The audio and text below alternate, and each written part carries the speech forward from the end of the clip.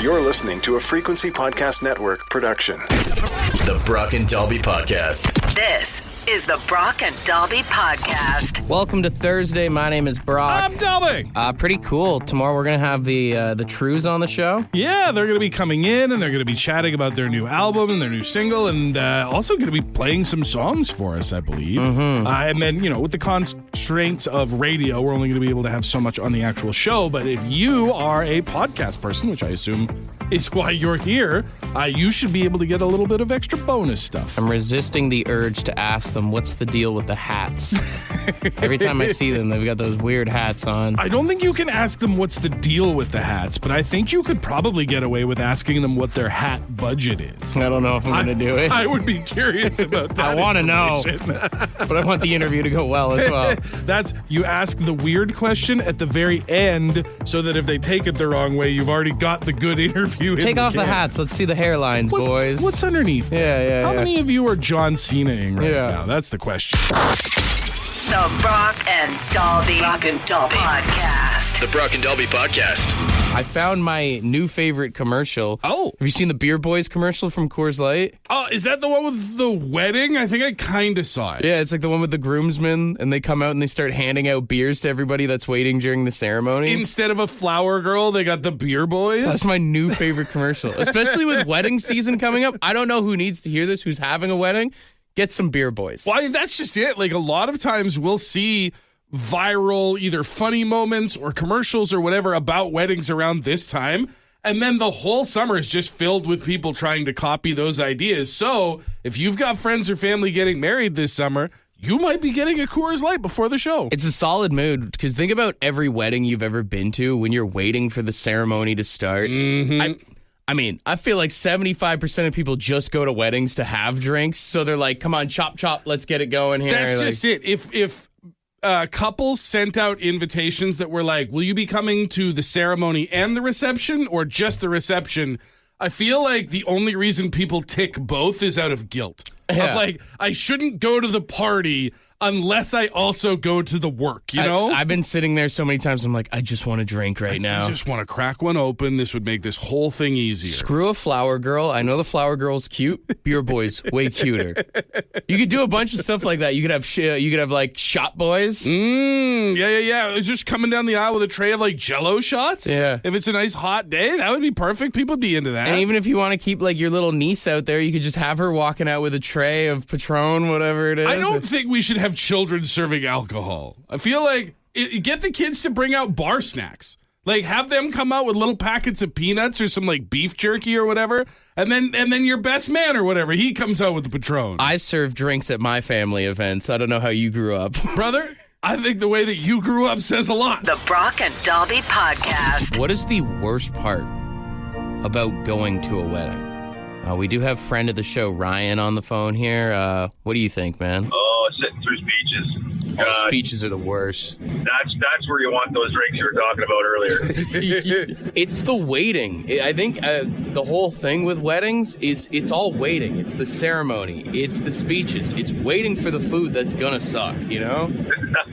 It's when you start seeing the bridesmaid walk up with their 11 pages stapled together and crying. Inside jokes that nobody else gets. Yeah, that's the worst there for on my end anyway. Oh yeah, and they always go way too long. Like, honestly, and if we're being honest, it's the same speech every single wedding. Yeah. No one's rewriting history. No one's reinventing the wheel. It's always the same thing. It's like, oh man, me and you, we've known each other since we were kids, and it's just so great to see you so happy now. It's like, all right, cool, sit down. it's the speeches and it's the BS conversations that suck too.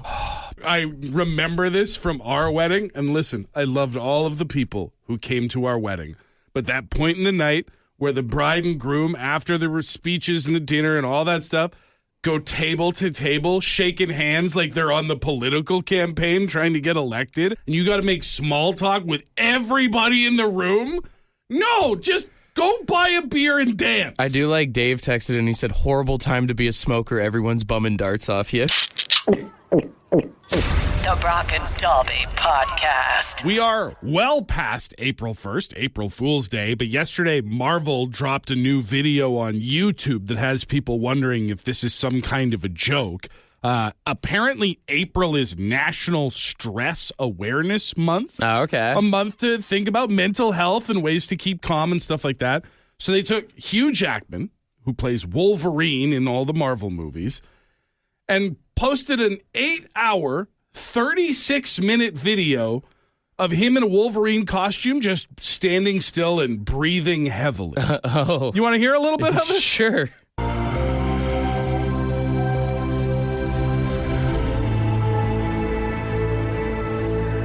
This is supposed to relax you? So I'll just wait for it, though. It's creepy as hell, man. And then every 51 minutes right there, It turns on the blades. It zooms into Hugh Jackman doing a crazy face and wagging his finger at you to come closer. Then it just zooms back out to more breathing for an hour. 8 hours and 36 minutes of this now exists on the internet, and in one day has over 400,000 views. I wonder if it's just people checking it out or if there's anyone actually using that for like stress remedies. Here's the thing, because he's like it's not calm breathing. So I doubt anyone's using it as stress relief. Does anybody have a child who has asthma, and when you hear them wheezing, does that make you feel relaxed? What I could see people listening to this for is people who like Hugh Jackman and want to hear him go in their ears Sweet for a sultry little while. sounds. Yeah. Little Wolverine ASMR. I will say though, I mean, I won't knock anybody for like if that is their thing to like help them Sure. cool down, because like, dude, when I listen to like metal music, like I throw on some Lamb of God when I'm stressed out. It does take me down a notch. Sometimes like the weirdest things can chill your stress out. Would you put on an 8-hour and 36-minute video of just metal screams? Not even the full songs, just the screams? I'll go for a walk and listen to a full album. It's kind of the same thing, right? Like, It's also just funny to think that like maybe the most notorious comic book character for having anger issues, other than maybe the Incredible Hulk, is being marched out as the figurehead of National Stress Awareness Month. the Hulk's kind of a decent example, actually, because he's got good stress management for the most part. Well, when it's time to stop freaking out and destroying a city and calm down, he can usually find it. Yeah. It'd be funny if there was like a Winnie the Pooh one where he's just like, oh. Oh. See, but honestly, this is like marching out Eeyore during National Depression Awareness Month. Like, Yeah. it might be a little bit too on the nose. If there's anybody that knows about it, it's him. This is like having literally any character Joe Pesci has ever acted in being like, let me tell you about stress relief. Yeah. Do you think I'm a clown? Do I amuse you? Tony Montana at the end of Scarface walking you through some meditation. I want a Tony Soprano heavy breathing for 8 hours. And then just gabagool mentioned every 30 seconds. This is the Brock and Dalby Podcast. I do want to see if you can finish this headline here. Okay. A couple in Florida was arrested after they were caught having sex blank. On a fan boat. On a fan boat? No, great Florida answer, though. Yeah, that's what I'm trying to figure out. Like, on the back of an alligator. Like, Not on an alligator. 2 Florida people getting it on somewhere in a swamp, I would have to assume. Trailer park feels too obvious. No. Is it like a business or something? Is it like at a Walmart? Not at a Walmart. A couple in Florida was arrested after they were caught having sex in a historic cemetery.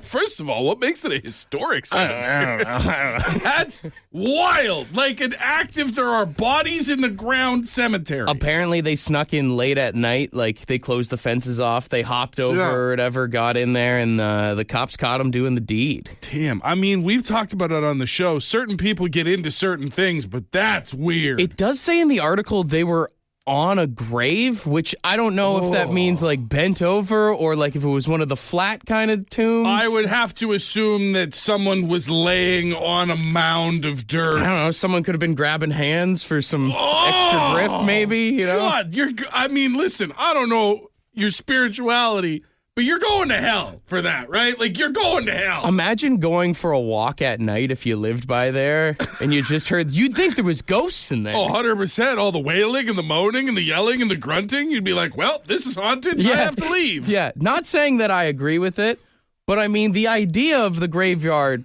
is kind of romantic if you're thinking about public spaces. Explain. It's quiet.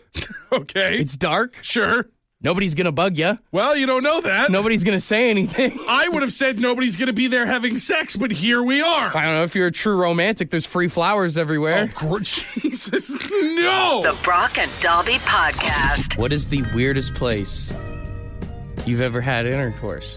No kids were around, but it was on one of those big metal jungle gyms and that have like the metal mesh grate on the bottom.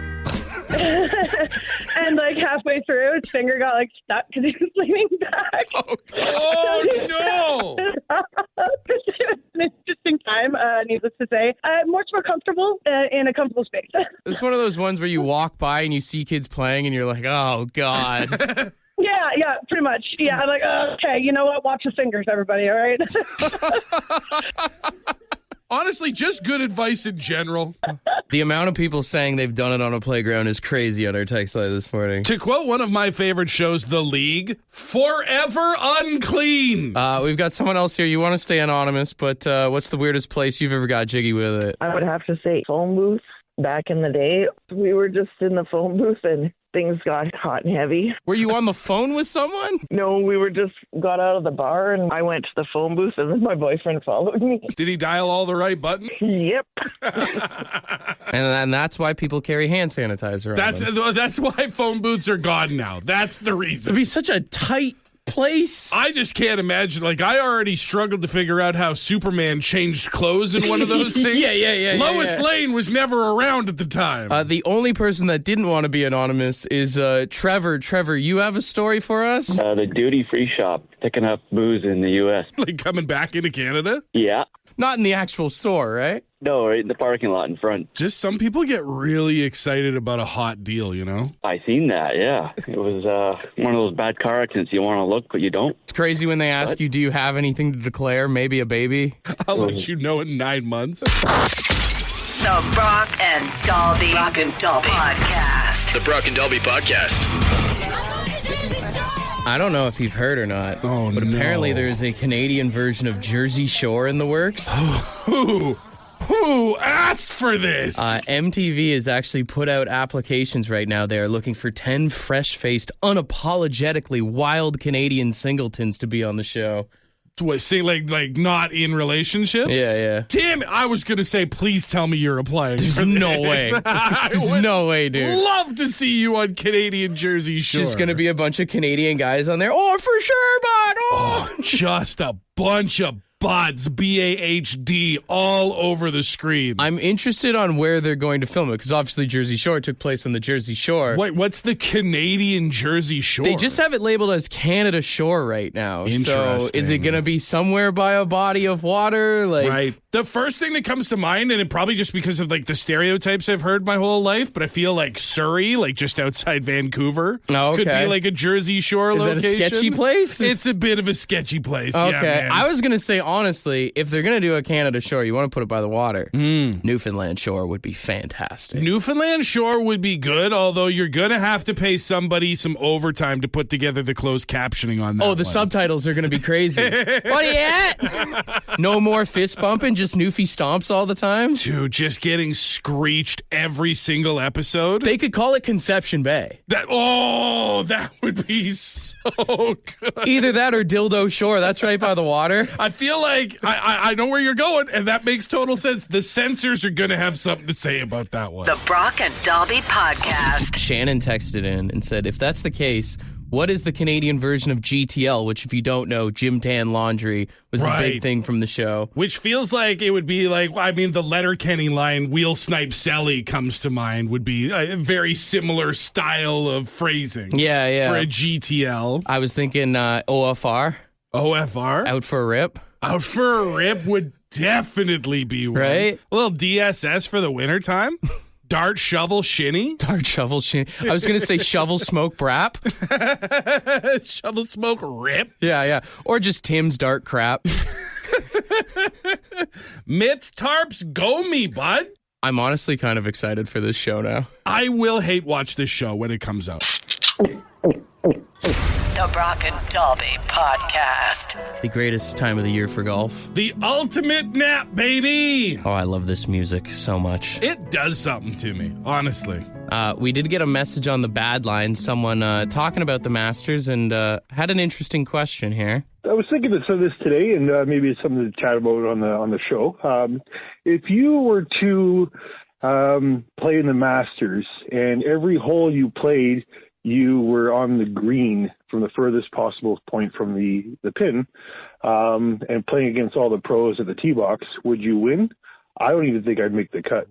Let me know what you think. I've seen this online a few times before. It's an interesting question. There's no way. There's no way you're winning the Masters. I don't think that I win. I honestly don't think that I win because there's obviously going to be some holes where I 3, maybe even 4 putt because I'm just an average schmuck. But I do think that, like, you could probably finish pretty high. No way. Dude, you're taking out 90% of the game.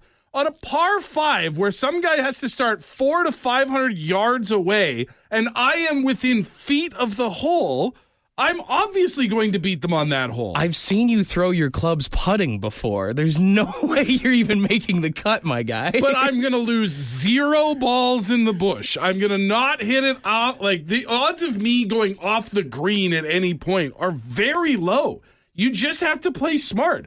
Because he's saying, you got to start at the very edge of the green, right? You don't play to get it in the hole on the first shot. You just knock it close and then finish it off. I don't know. The thing is am I allowed to drink at the Masters? I don't think anyone's allowed to drink at the Masters. If I can have some beers while I'm playing, I think there's a better chance of me making the cut. You honestly think that if you put a couple of beers in you that you'll putt better? Drinking beer while playing golf is a legit performance enhancer. I don't think that's true. It is true. I think that that's something that bad golfers tell themselves to justify buying $7 beers from the drink cart. Well, first off, we don't buy beers at the golf course. We sneak them in our bags. But secondly, not at the Masters. There's a sweet spot. There's the perfect window, and I think it's like the 2.5 beer mark. Right. Where you stop kind of caring, you loosen up a little bit, you get out of your own head, you get a little zen, it calms the nerves, you know? So you're doing this challenge. Everybody else is playing the Masters as per usual. You only have to putt from the edge of the green. They're out at the driving range warming up. You're at the 19th hole putting back 2 to 2.5 beers. 2 to 2.5 Michelobes, and I'm right in between John Daly and Tiger Woods.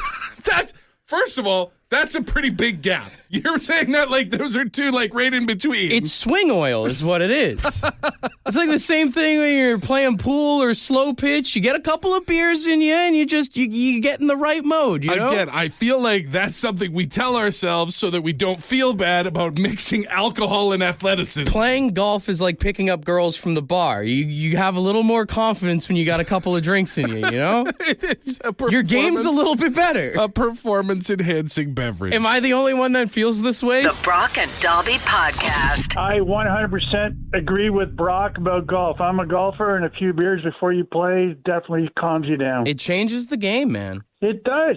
John Daly, why do you think he liked his beer so much? Because it calmed him down. Unfortunately, he wasn't allowed to do it on the PGA Tour.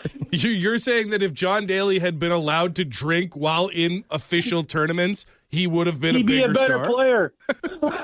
That might be the ultimate sports what if. I'm telling you, he would have won way more majors if he was allowed to drink and smoke his cigars. Dude's just got a closet full of green jackets. A lot of people agree with me on the text line here. There's a sweet spot, dude. There's a lot of people here who have convinced themselves. By the way, when Brock asked the question, does drinking make you a better golfer? If you answer yes, that is the first of 12 steps. Hey, Let's just be clear. Don't need to be judgmental this morning.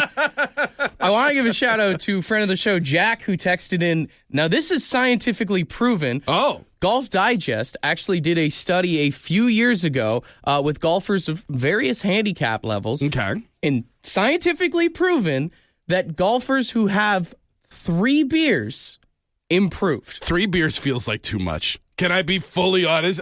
Hey, if they've done the science, I have not. So I'll trust them. 3 beers feels like you're on the edge of too much. They did say anything more than 3 beers and their scores rapidly declined. It's a steep cliff to fall off. I'm telling you, there's a nice little groove there that you can slip into. Now, they also did a study showing that smoking cigarettes while playing golf actually does have a positive impact on your game as well. They say due to the focus and cognitive process, it actually helps. That one, I fully believe that would make sense. When I was still smoking, if I was out on the course and we were far enough away from the clubhouse, not being pressured by a group behind, I would have a dart hanging off my lip at all times. And it's the deep breathing, it's the calm, it's the focus. Well, you even think, even if you're just a smoker in general, you have a stressful day, what do? You grab a cigarette. The last thing you need, you're already fighting the elements, your lack of abilities, and everything else on the golf course. The last thing you need is a nicotine withdrawal at the same time. Yeah.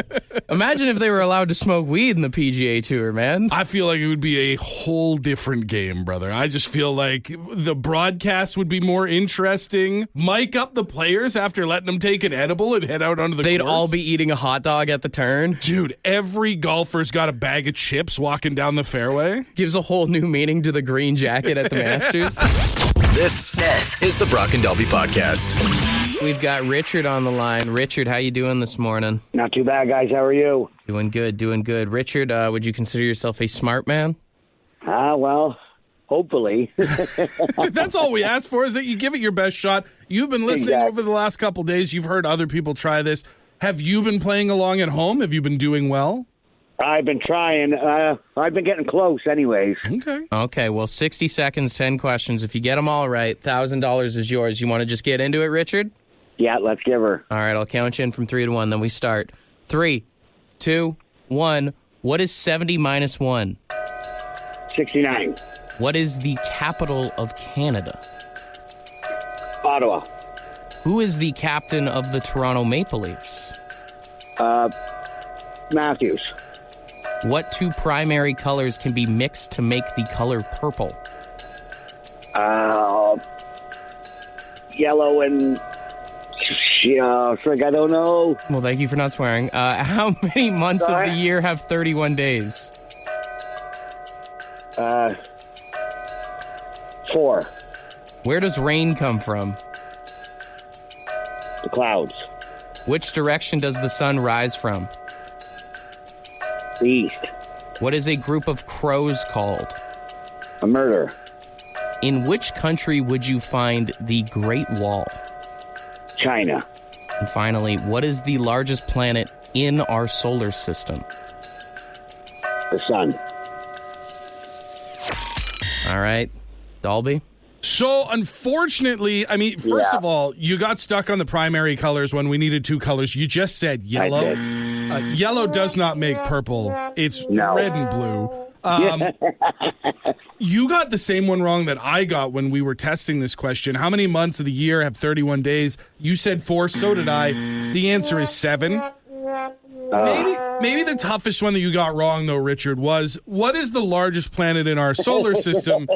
You said the sun. I know. That's a star. I was fumbling at that time. It is Jupiter. So 7 out of 10 is not a bad score. No shame bell, brother, so have some confidence in that. Good. Yeah, excellent. All right. But you don't get any money. Yeah, you don't win anything, but you take pride in not getting a shame bell this morning, all right? Thanks for the try, guys. The Brock and Dalby Podcast. The Brock and Dalby Podcast. Send a text to us now. 762-555. Text us Thursday. Ask your questions. We'll reply. We'll read them on the radio. I really feel like I'm in a better place all of a sudden. That was very calming. That's just proving anybody can sing country music if you just put a little twang in your voice. Wow, so we went from like really soft, mellow, trying to bring the people in, to starting a fight. Yes, ma'am. First one in here is from Ted. He says, I have to get a colonoscopy and an endoscopy tomorrow. Whew. Is there any way that I can get out of this and bail? I mean, yeah, just don't go, right? Like, this isn't, I assume, government mandated. No one's marching you into the doctor. If you don't want to go, you don't have to go. Give yourself diarrhea. When you show up, the doctor's not going to want to have to deal with you. It's not going to want to be back there. Although I will say, like, if you're being sent in for those things, I don't know your age, but I will presume it based on this. you probably should be getting this done. We all probably should be getting this done at a certain point. So maybe just suck it up. Travis asked us, what's the craziest thing you've heard so far this month? The fact that the Ottawa Senators actually made the playoffs. Clinched the playoffs, no less. I mean, for me, it's got to be that direwolf thing that they that too. Brought the direwolf back from extinction. 2 events that I would say the same amount of unlikeliness. 2 things being brought back from extinction, actually, yes. Can I read a question here? Yeah. This one here doesn't have a name on it, but it is asking a very important question. It says, has Courtney gotten Brock a cat yet? No. Apparently, she's responsible for buying you a cat now. So, everyone can cut it out with the cat questions, because this is always an ongoing thing. People message my girlfriend on her Instagram page. So, we had a talk about 2 weeks ago. Okay, you and Courtney. All right, and I told her she can get a cat in 5 years when she turns 40. Oh, okay. Because the world's probably going to end in 5 years, so I probably won't have to deal with that. You figure that that's a long enough timeline that you won't have to deal with it. Yeah. You've kicked it down the road, and now you're rooting for nuclear destruction. And if I don't happen to sneak one past the goalie and give her a child, she gets the cat, all right? She gets the cat. Oh, is that also the contingent? Like, if you make it 5 years? That's in the fine print. You can have one or the other. Yeah. To be fair, yeah, that's probably a good trade-off. That's probably a good line. Someone said, if you were a kitchen appliance, what would you be and why? Probably the fridge. Hold a lot of food. I'd be one of them big double door fridges. True. With not a lot of freezer space, to be honest. I'd just say all meat. I'm probably a kettle. I can get steamed up pretty quickly. But if you tip me over... I'm an old toaster. I can get the job done, but it's going to take a few tries. Yeah. This is the Brock and Dalby Podcast. Ed's word of the day. See what he's got. Good morning. Today's word is supercilious. Yeah, supercilious. SUPERCILIOUS. Supercilious. And anyways, it's behaving or looking as though one thinks one is superior to others. Coolie, haughty. So basically, I guess just a wannabe snob. I don't know. Anyways, that just about does it. Have a great one. Cheers. It's interesting that the word supercilious means like someone who's got their like nose up in the air, because it sounds like a word that only someone who's got their I'm better than you face on would use. Oh, 100%. The average person would not say supercilious to describe somebody who's being like snobby. Supercilious also sounds like the worst superhero of all time. I'm supercilious. And he's just got like a monocle. He's wearing like a really well-pressed suit and just looking down. He's trying to shame the villain into stopping with smug. Yeah. That's his superpower. If someone thinks they better than you, they supercilious. I don't care what anybody says. I think you're the superciliest. That's what I thought he was saying when he started this whole thing. I was giving you a compliment. That was a nice thing to say. I'm being very supercilious to you now. Supercilious.